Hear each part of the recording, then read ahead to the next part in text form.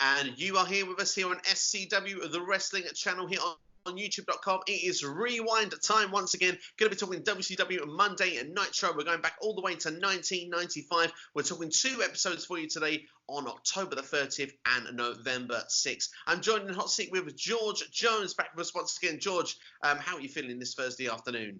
I'm very good. It's good to be back talking some retro wrestling. Nothing better. Absolutely. Love doing the retro stuff with us. And like I say, it's WCW once again.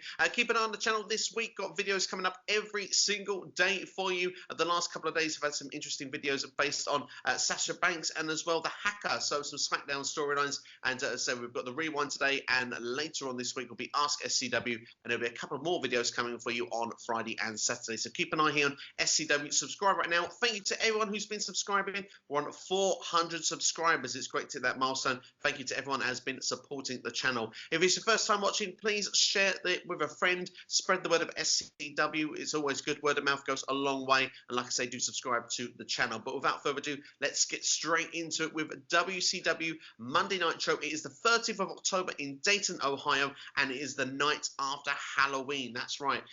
We, of course, are going to go into the show and straight off Eric Bischoff and Steve Michael and Bobby Heenan are all on commentary.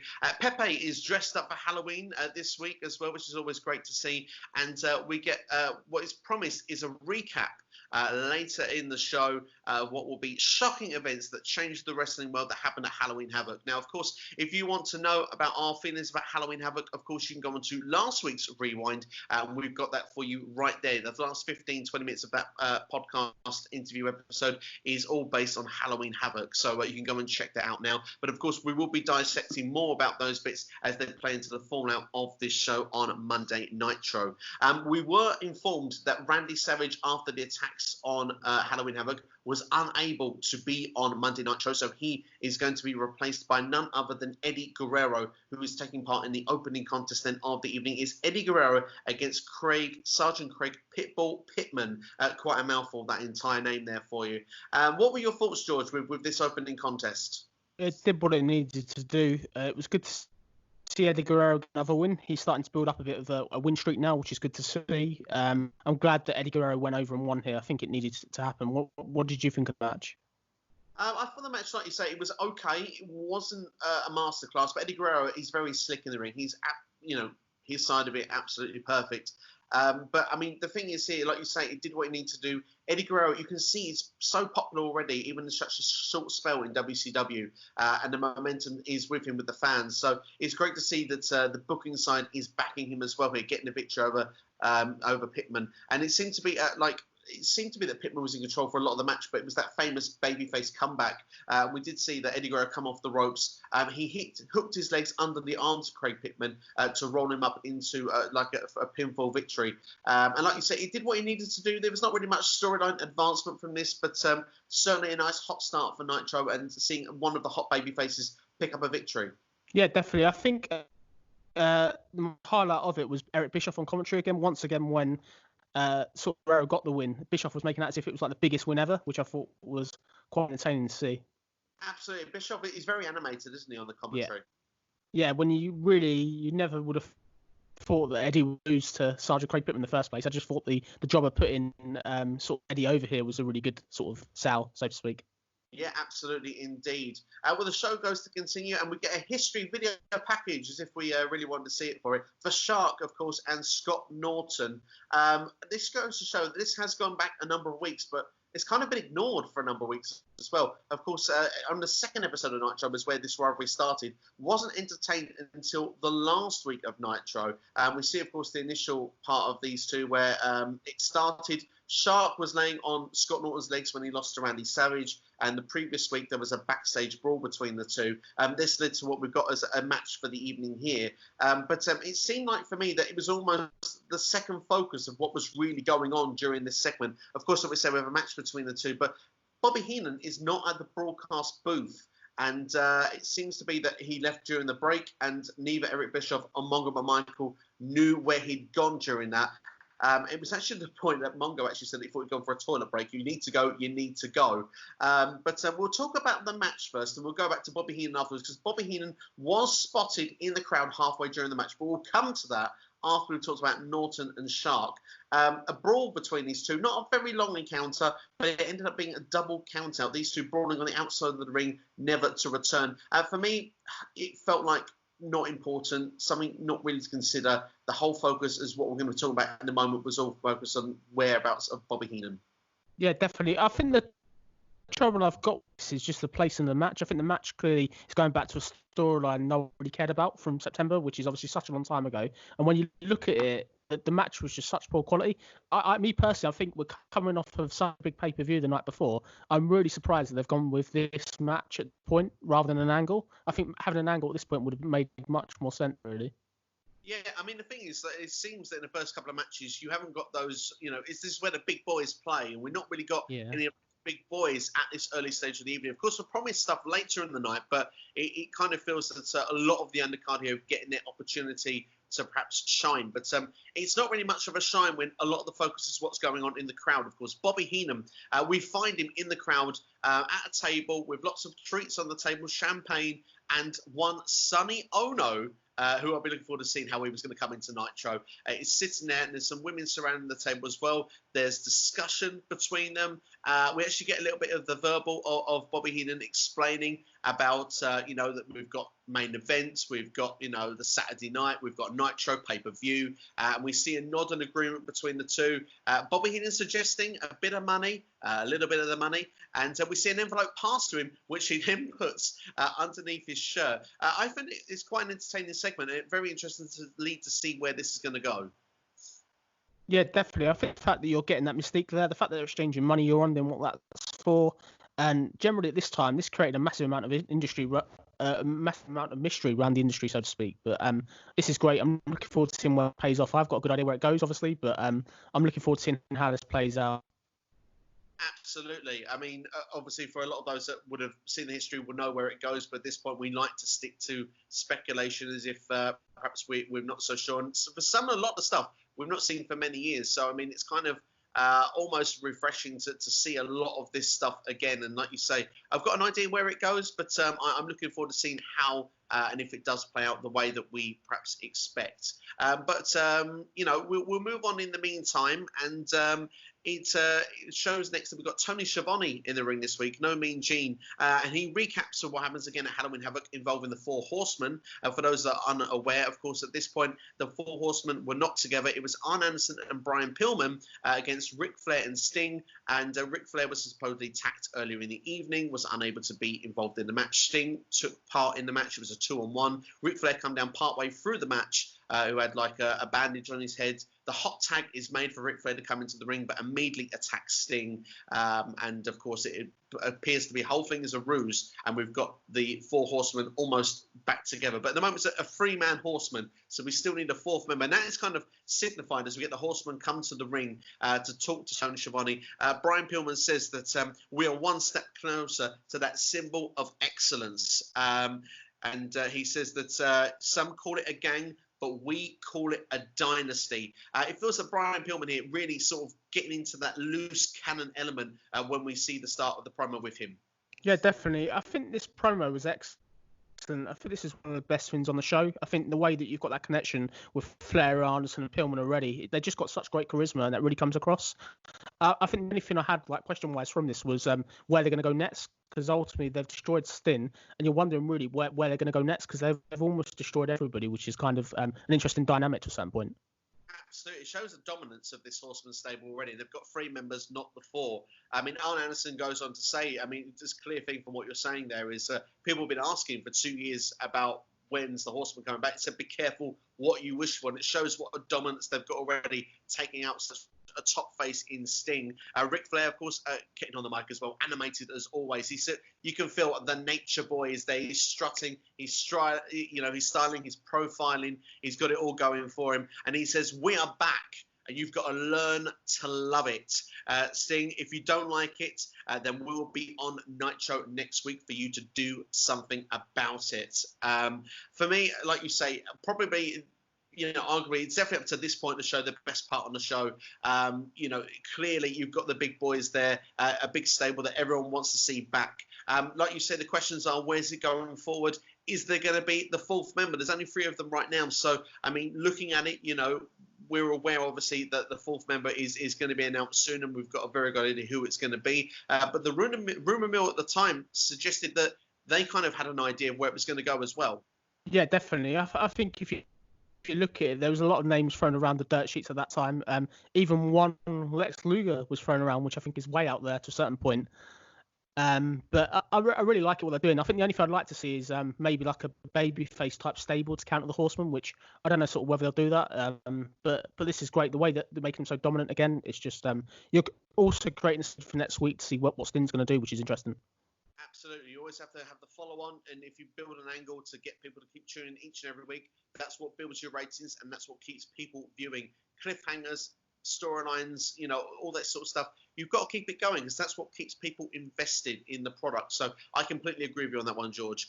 We'll move on. Is there anything else you'd like to talk about the Horsemen before we move on this particular segment? No. Please feel free to move on. We'll move on. Well, I tell you, we're going to move. We did talk about Sabu last week because he leaves the company around this time. He's back in ECW by November to remember. But I believe this could be actually his last Nitro appearance then. He takes on the Disco Inferno. Eric Bischoff, though, before we get into that match, does announce that next week we, the fans, were in control. I say were in control because we're not going to be in control now. It's long gone. It's 25 years later. But we were in control of Nitro, and we were going to make the matches. That's an exciting twist on its own, and that is very much ahead of its time, would you not say? Yeah, it's Taboo Tuesday before Taboo Tuesday to a certain point. I think definitely refreshing, and it creates something for next week that's different as well, which is what they needed to do at that time. Absolutely, and of course, if you're a fan and you want to get involved in the show and you think you can make a difference, you're going to be tuning in. So it's a great strategic move in my point of view. But we'll go back to the match then. Sabu versus the Disco Inferno. Always my favourite part every week. In fact, every time Disco's on, you're going to see me do that now each and every time. Disco doesn't fare too well, unfortunately. He loses to Sabu, a popular Sabu as always. From the ring apron, somersaults over the rope to hit a leg drop to get the 1, 2, 3. Not much to talk about the match sense itself, especially now Sabu doesn't continue on really in the company. But what's most interesting for me is the usual after the bell rings, Sabu continues the attack. And this week it's awkward, and I don't know if this leads into a part of what leads to Sabu's exit or not. I'm not sure, but Sabu continues to actually attack the Disco Inferno. Brings a table, hits Disco with the table, sets the table up, puts Disco on the table, goes inside the ring, puts himself where he sets himself to go over the top rope to do a senton through the table, but he misses. Disco gets off, but doesn't go through the table. The table just stays put. It's a very awkward spot. It looks dangerous. It looks like it hurts. And George, I'm going to need to know if you felt the same as I did about this. Yeah, it's a very nasty spot, I think. I think the fact that you've got the whole sort of table not breaking, I think that looks really awkward. This was an okay match. Very much, I was surprised to see Sabu and Disco go against each other. I think clearly clash of styles there. I was amazed that Disco got some offense in during the match as well. I couldn't believe that. But you can clearly see that Sabu's on his way out and he's unhappy here. Even the crowd, to a certain point, when he couldn't break the table, laughing at him as well, which I get why he was annoyed. Yeah, absolutely. Do you feel that just was a disconnect in a relationship there between Sabu and WCW at this point? Because, I mean, previously he'd gone to a table spot after one of his last appearances and had cut over and just completely moved on without him even showing it. And we've covered that before. But is it just those signs there show that that's where the friction is?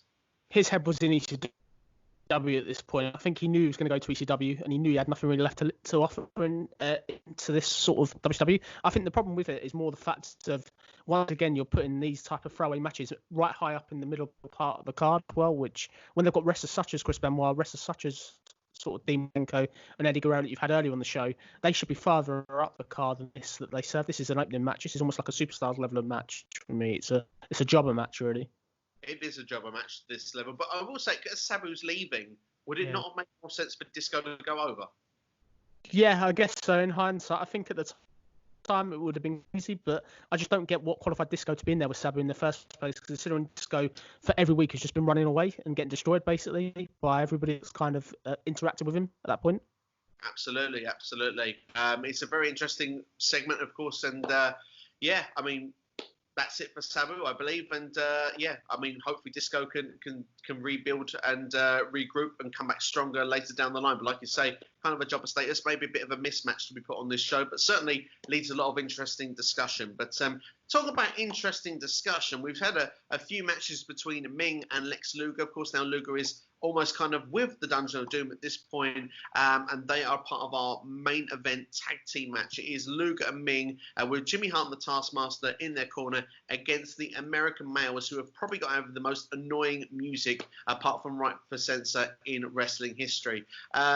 George, we don't need to talk about the American Males music, but what were your thoughts with this this tag team main event that we had? What a horrible main event. And I just don't really get, if you look at all the 4 individuals that are in the ring, only one of them probably could be a main eventer in Lex Luger, based on what he did the night before.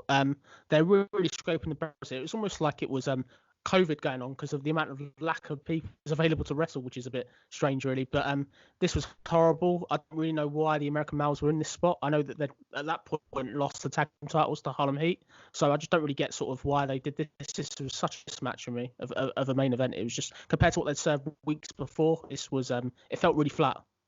Yeah, I mean, the thing is, we have to explain them. Of course, I mean, the idea of this is to put the heels over, and that's natural, and we get that. But like you say, when WCW have been offering so many big matches on free TV and giving you reasons, really competition towards Monday Night Raw each and every week, this one really just falls a bit flat. It doesn't live up to what they've done previous weeks. If anything, it would encourage me on a Monday Night Raw to question if I'd want to change the channel. But I suppose, like you say, you've got a main event player in Luger there. It's his first appearance of that. The heel tactics, of course, lead to victory for Luger and Ming. There's no question in this.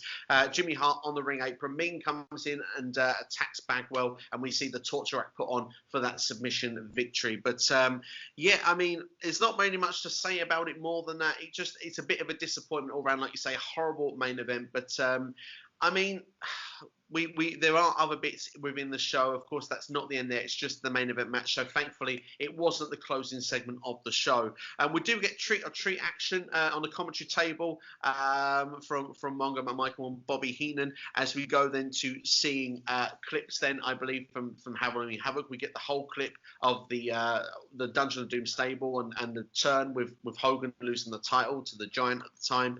And we come back and we go in ring, and we have got Tony Schiavone in the ring. He's there with the likes of the Giant, Jimmy Hart, the Taskmaster, and Lex Luger. Forgive me, I've got a bit of reading to do here at this moment because there's a lot to dissect from this. Definitely, you could say from what this show has offered, definitely worthy of closing the show. Tony says that the belt is not the Giant's because he won by disqualification. He did not win by pinfall.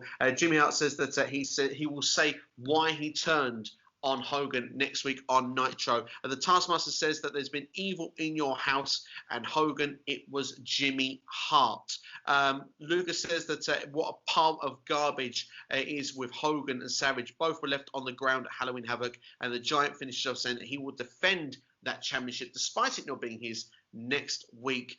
He will defend it against whoever decides to get in the ring with him, and he's not giving that belt over to anybody. So that's everything dissected for you there on that particular promo. I think we should start off there with the belt not being the Giants. Now, of course, he did win by disqualification, not by pinfall. So it's interesting at this point why they seem so strong that the belt is the Giants. It's almost like he's just kidnapped the belt, but yet, you need to win by pinfall or submission. You're giving the Giant further heel heat, which is really, really clever. I really enjoyed this segment. I thought Jimmy Hart, once again, was outstanding. I think he really took me back to when I was a kid with his old promos in WWF as a heel when he was managing the Mountie and people like that. I think here you can clearly see that he, as a heel, worked so much better than a babyface. This was a really interesting segment. I think it did what it needed to do. You're creating a seed for next week, which is great. A reason to watch.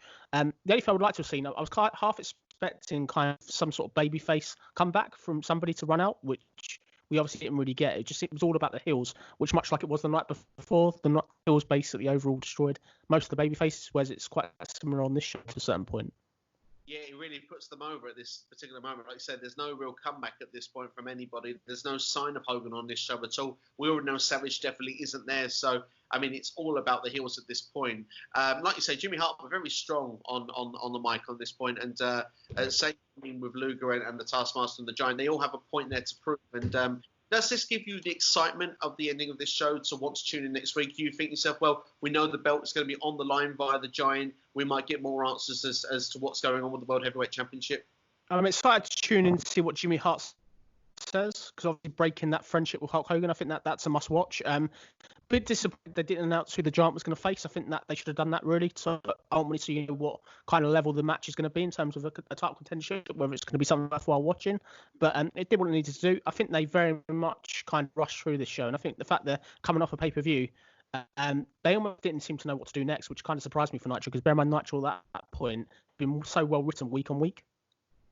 Absolutely, and it did feel a bit like that this was, I don't want to say a throwaway Nitro, but certainly it's not one that you would say lives long in the memory after you've watched it. So there's certainly a lot more memorable Nitros out there when you go through Nitro history. But certainly the show was okay.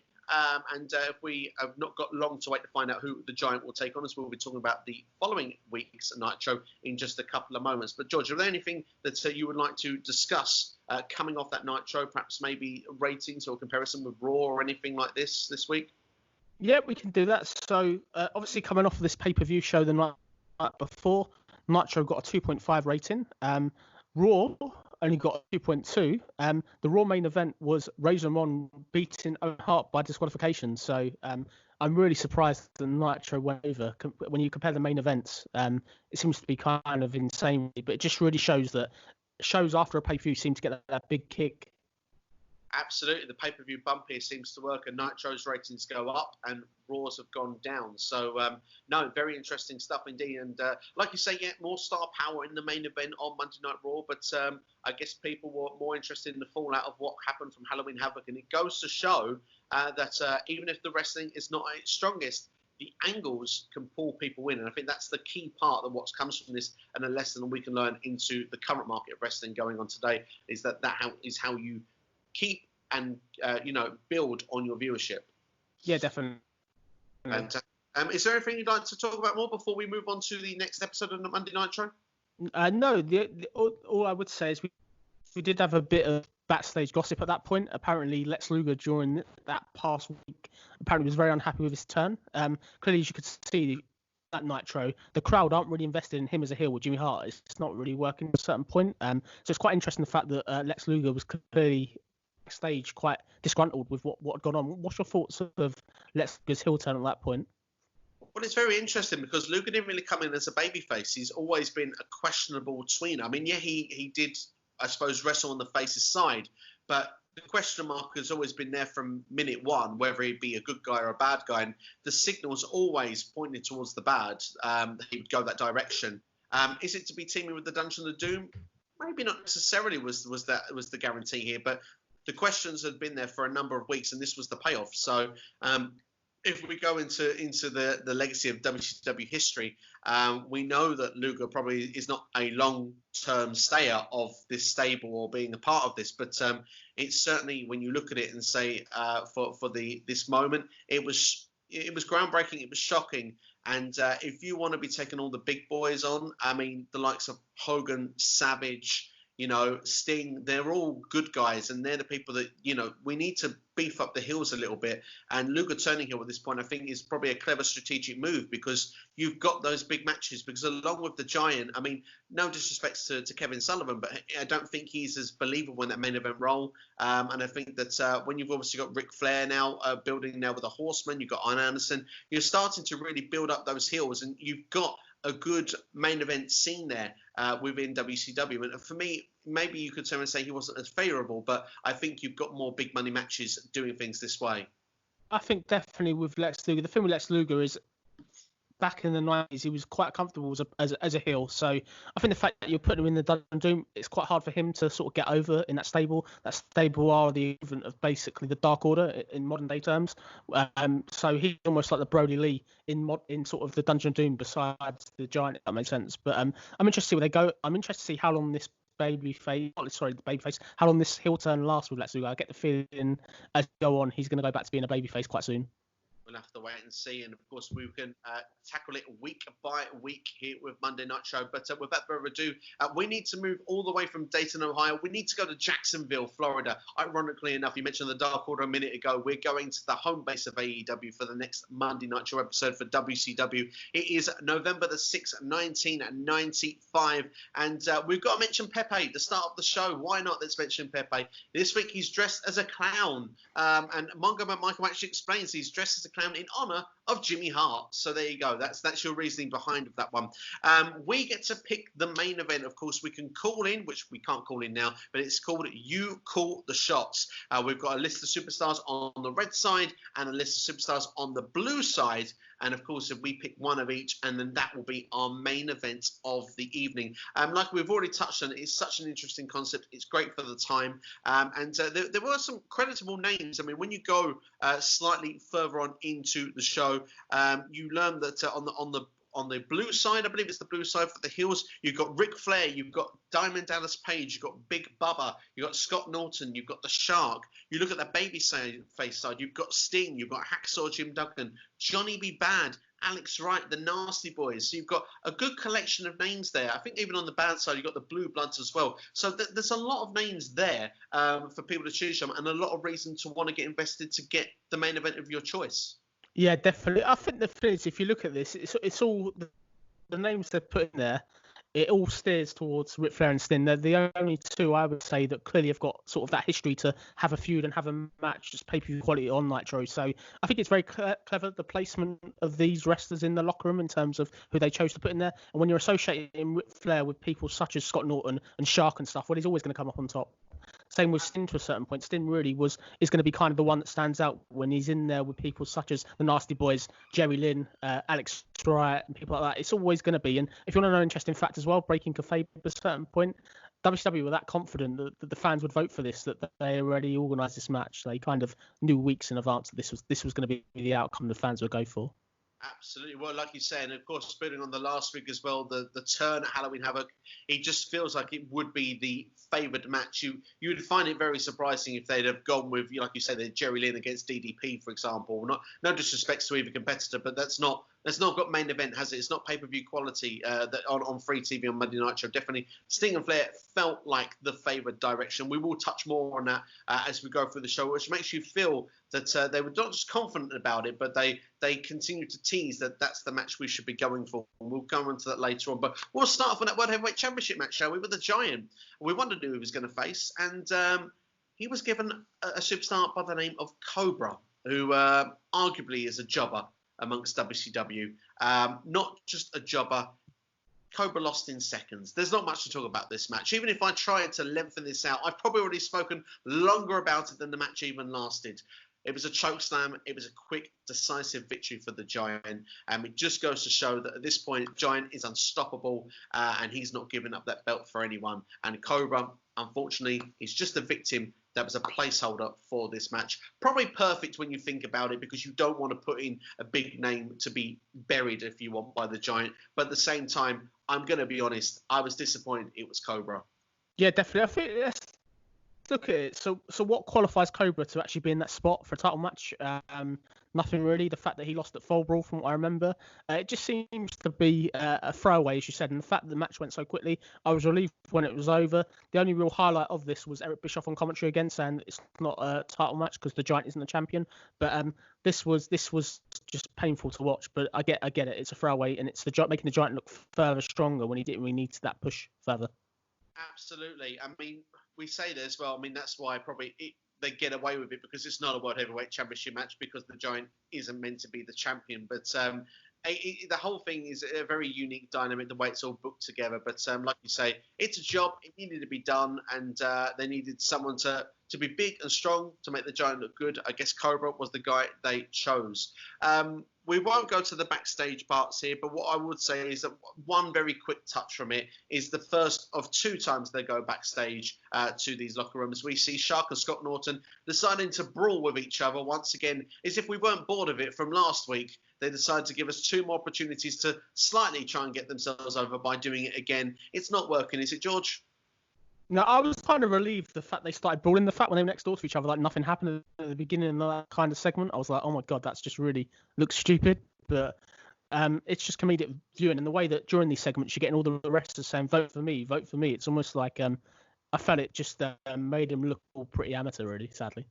Yeah, no, I would agree. And he acted. I think the word. No, not at all. Not at all. But we will go all the way then to Venice Beach. Then next, we were given a segment with Hogan dressed in black, and Macho Man Randy Savage was there as well, also dressed in black. Hogan says to stick with me in the dark side. Now, I found that very interesting. Savage says that we must divide and conquer. You take the low road, and I will take the high road. I will find out who is friend and who is foe. And Hogan says, what you going to do when the dark side of Hulkamania runs wild on you?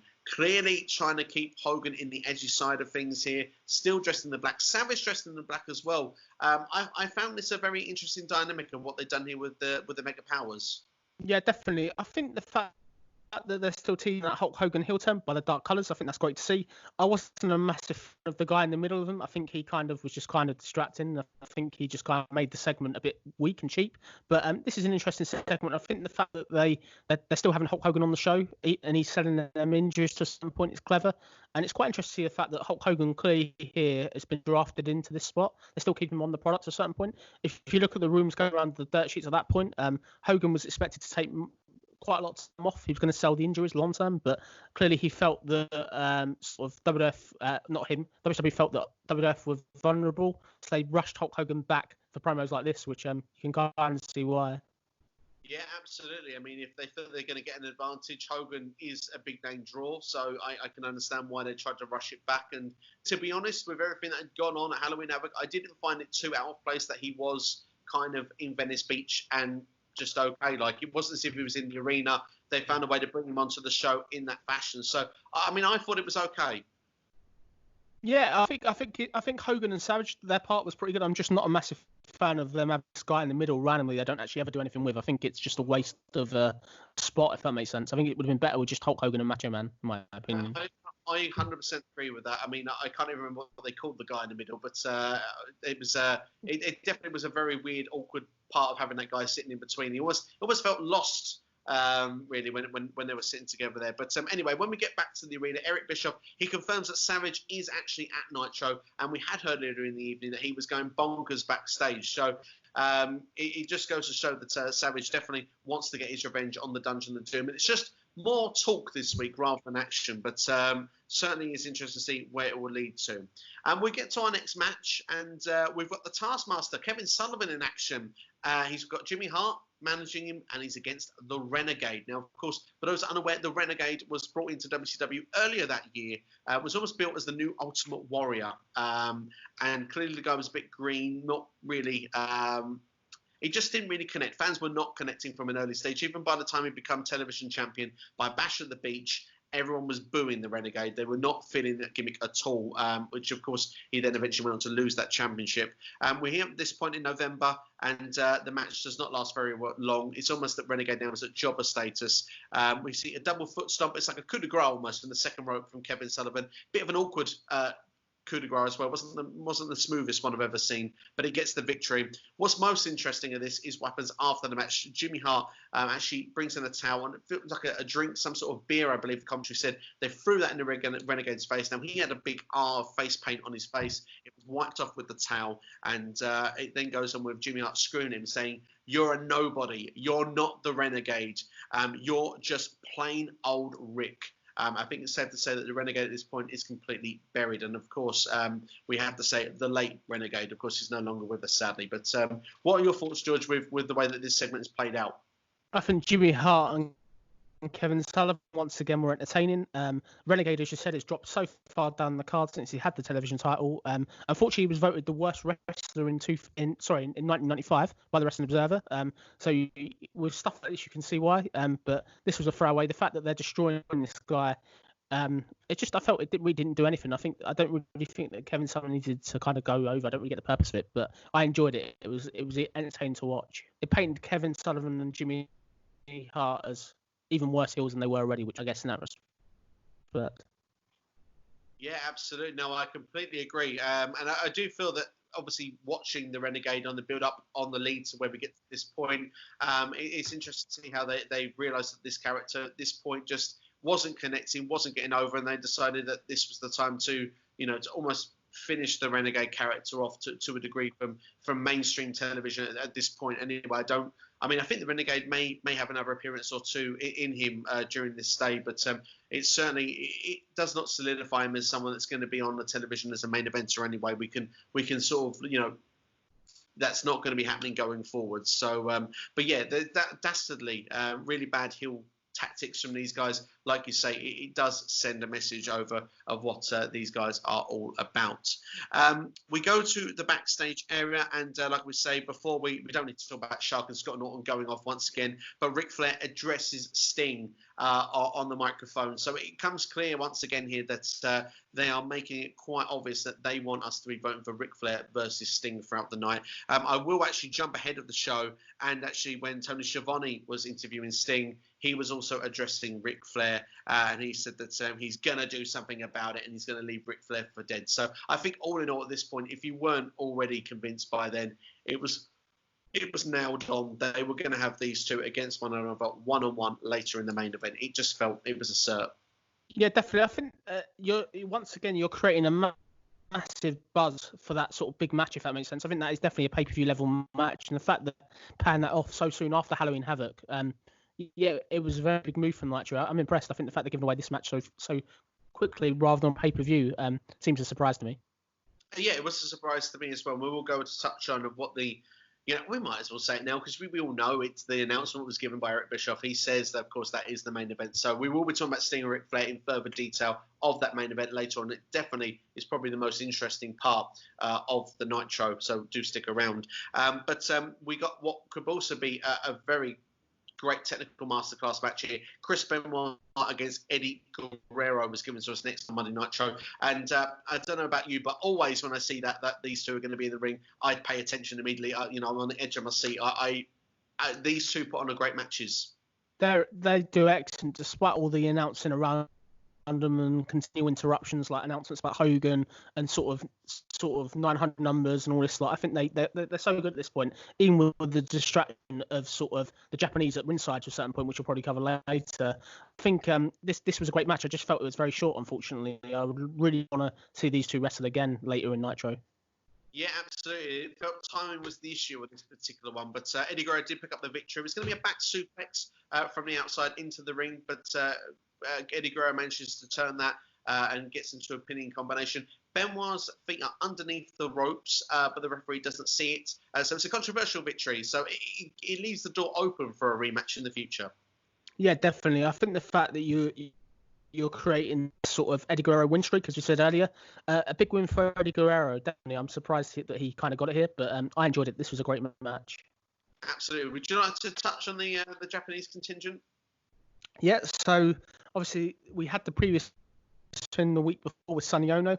This time at ringside, we got people such as Justin Thunder Liger, Kensuke Sasaki, who was coming into the promotion down the line, and Masachono. So I think it's quite interesting the fact that you're creating this almost invasion at that point. It was just really random to see. Absolutely, and a cross-brand of promotions as well. I believe all were a part of New Japan Pro Wrestling at the time. That's correct, yep. Yeah, so that's very interesting to see. And it's not the first time as well that we've had superstars from New Japan Pro Wrestling. We've even had the New Japan Pro Wrestling Championship, I believe, involved on WCW pay-per-views previously. So it's not the first time they've interacted as companies. So interesting to see where this will be going forward. But Heenan as well, he actually was drinking some Sasaki, I believe, at the commentary table, was actually doing a cheers salute as well at Sonny Ono at one point in the show as well. So they're definitely teasing. This is something big which is going to lead down the line. It's just where it's going to pay off. Have you got any ideas at this particular stage?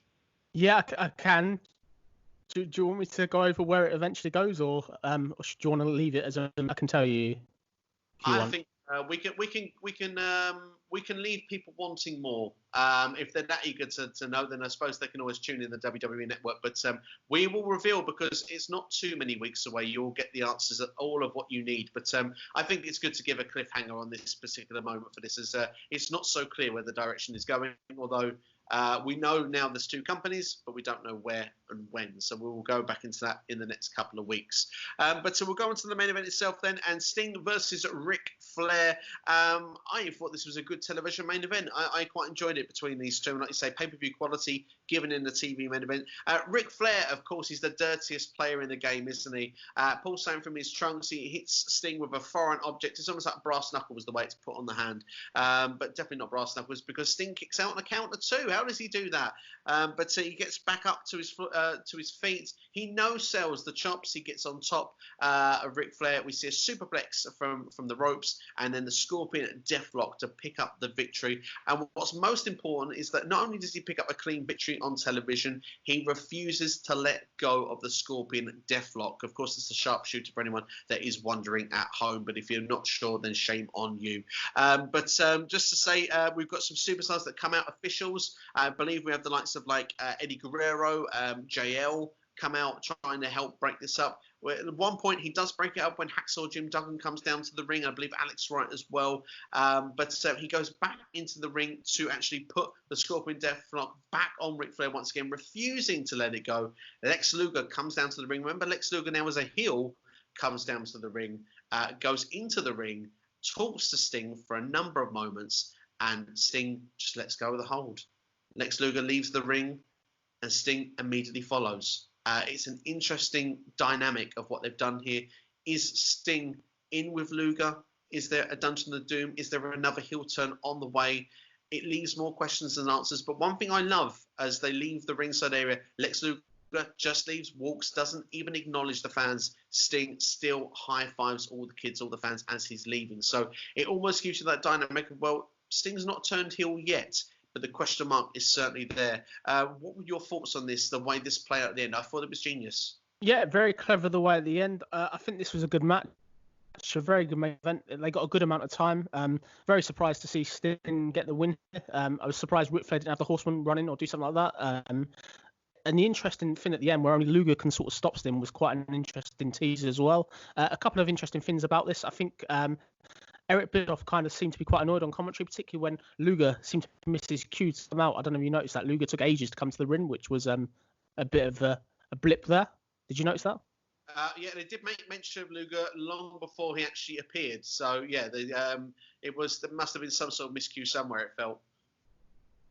Yeah, and also another kind of interesting thing. Apparently, Eric Bischoff was really kind of mad backstage after about it, which you kind of get. Absolutely, indeed. Interesting stuff there. I don't know whether to go with that. I mean, the thing is, the only thing I would say, just to touch on the end of this, I mean, of course, is that I kind of feel that Sting has his revenge here, and it's probably not the last encounter we're going to see here. But would you say it's a surprise that so quickly after Halloween Havoc that they've already had this arguably payoff match and Sting has got revenge?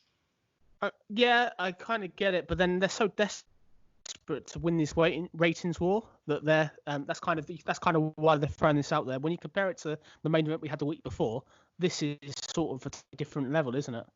Yeah, I mean, you argue that this probably shouldn't have been given away on free TV, really, but there's certainly built a hot angle, and they took advantage of it and gave it to us on TV. And it does feel to me at this point that Nitro, although a lot of things happen at Halloween Havoc, I do feel that Nitro is more important than the pay-per-views at this stage, just from what I see, from what they're seemingly trying to throw in every week, regardless of what we spoke about in the first episode, where that main event was lackluster. On most weeks, it does feel like that they're trying to give the biggest main events possible. Yeah, I think what was quite interesting at the time is that this Nitro, the November 13th Nitro, was actually taped before November 6th. So the whole Sting versus Ric Flair interactive main event, this was actually talked about by Sting in front of the fans back on the November 6th Nitro, even before the voting started. So just shows you how soon and how sure they were of getting this main event, which is a no-brainer, really. This is a pay-per-view level main event, if that makes sense. Clearly, they're trying to win the ratings war week on week, and the fact they're having this level main event compared to what we were served the week before, it's a great move, in my opinion. Absolutely, yeah, absolutely shocking. And yeah, I mean, it's unbelievable, really. But certainly it is a point where you say they want to win those Monday Night Wars with Raw at this point. Do you think it's a bit of a surprise that they have given this free match away though on TV, despite the fact that Nitros seem to be more important than the pay-per-views at this point? It's very surprising if you look at it. Sort of the fact they got a pay-per-view coming sort of in a couple of weeks, World War III. I'm just thinking maybe the way that they want to play on this whole sort of Luger Sting dynamic to a certain point, but it's interesting. I was really surprised we got this sort of as a main event, but when you look at who there was in the room voting, it was a fix, wasn't it? Let's be fair, as you said earlier, it was only going to be these two. It had to be these two. These two are main event level. Absolutely, indeed. We'll move on for the meantime anyway. We've got a lot to talk about just to finish off the Nitro this week. The main event segment, Mean Gene Okerlund is in the ring with the Giant, Jimmy Hart, and the Taskmaster. And Mean Gene says, well, you're not the world champion. Like, how many times does the Giant need to be told? But Jimmy Hart reveals that he had the power of attorney to fix the contract while Hogan was off with Savage and also making movies that went straight to VHS and not to the silver screen, which I thought was an interesting line.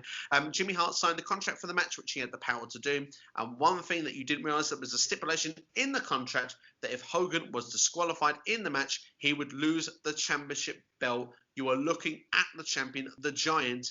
This is legal and binding, with the Taskmaster then goes on to say that it's not his fault that Hogan got disqualified. So the Giant is the world champion. That is official. The Giant did win the belt at Halloween Havoc. So when we keep hearing the Giant won the belt in the first match of his career, that is true. He did become the champion. But Mean Gene brings a WCW official legal department member to the ring who'd been in touch with the championship committee. And he said that while Jimmy Hart is partially correct, the Giant is not the world champion. He's been stripped of the championship because he's been on the phone with Nick Bockwinkel, and they issued a statement that due to the dubious nature of the DQ, the WCW committee vacates the championship, and the new champion will be the winner of the 60-man Battle Royal at World War III, the pay-per-view. So we finally have some build towards the pay-per-view. We've got a reason for this Battle Royal, and we need to find out who the world champion is going to be. Arguably, it's a bit of a hot potato moment, though, isn't it? Yeah, definitely. I think the fact that you're a couple of key things on this, you're getting Nick Lambros come out. He was actually a solicitor for WCW, which is quite a good cameo, which is interesting. The way they're creating this interesting pay-per-view is clever. This very much reminds me of the Royal Rumble 92. They build up to that, where you are going to crown a new champion. But the way they've got this world title belt, just very much hot potato in it, which kind of goes with the whole rumours that are going around that time that they want to give Hulk Hogan some sort of time off, which was kind of surprising. But it definitely makes you want to see this match, and that you know that this match is going to have sort of massive effect on where the title is going to go, rather than have this rematch of Hulk Hogan versus Giant, which would be the natural match for me, really. Yeah, I mean, of course, like you said, that is the natural place of where it goes, and it almost makes you question if either of these two will be WCW champion after World War III. So I have a question for you. This is kind of going back on Halloween Havoc a little bit, but when you look at where the destination of how things are going now, do you feel that this is a bit of foul play? Because obviously we know that back in the days there has been some politicking, superstars not wanting to lose or drop belts. That still even happens today. Is this a case of that Hogan simply didn't want to drop the belt as a clean loss to the Giant, and that this is a messy way to get where we want? Or has WCW got a plan in place of wanting to get this belt in a different direction, and this was the safest way of protecting Hogan to get it away from him? I think Hulk Hogan, as you said, probably did have creative control. So I think probably didn't want to do the job. You look in the way, he didn't exactly come out of a ton of glory at Halloween Havoc. He got totally utterly destroyed by the Yeti and by the Giant to a certain point. I think it all fits, though, basically the whole way that Hogan, at that point, there's massive rumours going around that he wants to go to WWF back in, like, sort of going towards 96. So WCW really want to kind of protect their interests. But the way that they're hot potatoing this title belt just means that it must have been hard to get the belt off Hogan in the first place, I would believe. Absolutely. He had such a long reign with the belt as well. But the Giants' reign was very short-lived. Only, you could say, 2 weeks. I mean, arguably, it was questioned throughout the whole time that, you know, it only seemed believable and real that he had the belt for about 3 minutes, really, because of the fact that the DQ nature, and then it was revealed in the contract there. But he was a world champion. But 60 guys going to be in the ring here. And like we said, there's some big hitters there that are going to be involved in it. Ric Flair, Sting, Luger, Macho Man, Randy Savage, Arn Anderson, the whole Dungeon of the Doom. So, I mean, there's a lot of different twists and turns here, and it's not so obvious of who will become the champion. Certainly does give you that excitement and investment to want to check out this next pay-per-view. Yeah, definitely. I think it's a must-watch, if that makes sense. And the fact that there's these rumours of who's going to be in this battle royal, so to speak, I think it creates some interesting dynamic at that point. Absolutely. I believe they even say they've got superstars from all over the world involved in this match. So, there's a little teaser for you as well there with the potential of what could be going on with the New Japan stars also. So, very interesting stuff indeed. But to close off on Nitro there, your thoughts on that show for this week? It was much better than the week before. So I was really pleased with this. I think did what it needed to do, and you're further creating interest for the pay-per-view. I completely agree. I think there's a lot of buzz, a lot of interest here, and it's a lot of excitement. And much improved on the week previous. I mean, when you got a match like Benoit and Eddie Guerrero as well is fantastic. There's some quick matches putting over the heels with the Taskmaster and the Giant in quick fashion. We've got an appearance in some form from Hulk Hogan. We've got a direction towards the pay-per-view, and we've got a pay-per-view quality main event in Sting and Ric Flair. For me, this is definitely a very strong Monday Nitro. And how was that in comparison to Monday Night Raw?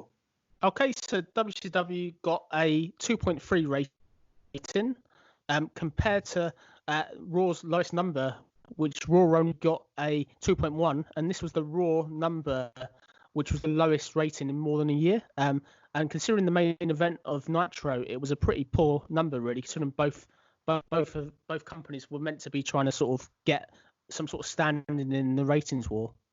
Yeah, absolutely. Because, I mean, both shows there have had a drop in both weeks there as well, obviously, compared to the numbers you gave before. I've got an interesting point as well about it. This was the lowest total wrestling audience on Mondays since the whole Monday Night War began as well. Interesting. And particularly as well, when you look at currently with today's market, that there's been, obviously with the situation right now anyway, but there's definitely been a drop in numbers since the Wednesday Night Wars have begun as well. It goes to show that certainly there's some spice and where it can turn around. Because we know in later times, but in the Monday Night War, it definitely hots up, and both shows really set the world on fire with their numbers. So it goes to show that those numbers can go up even when they start dropping for the Wednesday night viewers as well. Looking at that there, I mean, as we said there, it's a bit of a drop from both. But do you think as well that Nitro here, when the opportunity of having that pay-per-view bump, that this shows even more why they didn't take advantage of it, because they're the better show the next week and less people were watching it? Yeah, I think the problem is it's sustaining that audience. I think the fact that you don't know who's going to be on Nitro week on week at the moment, it's very all over the show. You don't know who's a good guy, who's a bad guy half the time. I think that comes into it. But I think when you look at what WWE did compared to Nitro at that point, WWE that week put Jerry Lawler, Isaac Yankem versus Bret Hart and Hakushi, which the standard of main events are just really, really up and down for both companies at that time.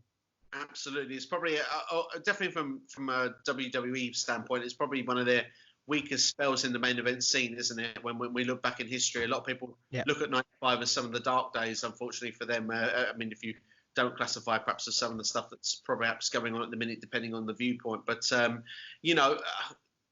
when you look at this, WCW seem to have a clear direction of where they want to go, but they just got to find that ground in getting there. And obviously, we know in time they do manage to really take an advantage in this Monday Night War, and looking forward to seeing how it does play out. But certainly an interesting topic of discussion once again there for us. Is there anything you'd like to touch on before we finish up the podcast this week? No, it's been another fun discussion regarding Nitro in 95. I've enjoyed it. Absolutely, me as well. And we will bring you the following 2 episodes of Nitro on our next SCW Rewind, so we can get even closer towards World War III pay-per-view. So if you'd like us to cover the World War free pay-per-view in full as a separate episode, then you're more than welcome to let us know in the comments, and we shall do so. As well as that, you can keep an eye on the channel. As always, like I say, videos come out all the time in a minute. You cannot miss a video on SCW. We're trying to give you as much content as possible, especially during this lockdown, trying to keep people entertained as best as possible. Ask SCW will be back over the weekend as well. Questions already coming in for that, so make sure to get your question in nice and early to make sure it gets on the show. Is there anything you'd like to touch on, George, before we go? No, it's been another fun episode. See, there has been, and it's been great to have you on board as always, George. But thank you very much for everyone for watching. We'll see you next time here on YouTube.com. And this has been SCW, the wrestling channel for SCW Rewind.